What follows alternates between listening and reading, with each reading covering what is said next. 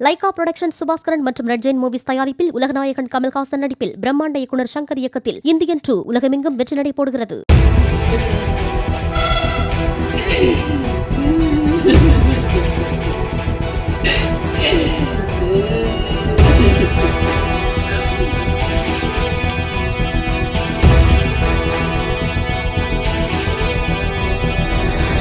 திருச்சி மாவட்டம் பைரிச்செட்டிப்பாளையத்தில் ரேஷன் கடையில் உள்ள பாமாயில் கேட்டு மது போதையில் தகராறு செய்து அங்கிருந்த பொருட்களை அடித்து உடைத்த நபரை உப்பிலியபுரம் போலீசார் தேடி வருகின்றனர்.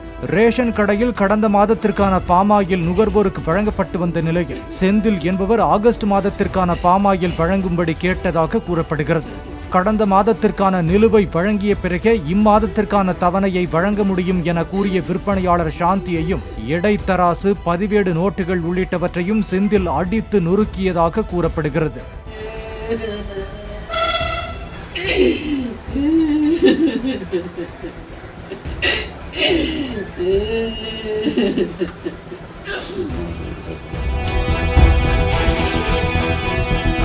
லைகா புரொடக்ஷன் சுபாஸ்கரன் மற்றும் ரெட் ஜெயின் மூவிஸ் தயாரிப்பில் உலகநாயகன் கமல்ஹாசன் நடிப்பில் பிரம்மாண்ட இயக்குனர் சங்கர் இயக்கத்தில் இந்தியன் 2 உலகமெங்கும் வெற்றி நடை போடுகிறது.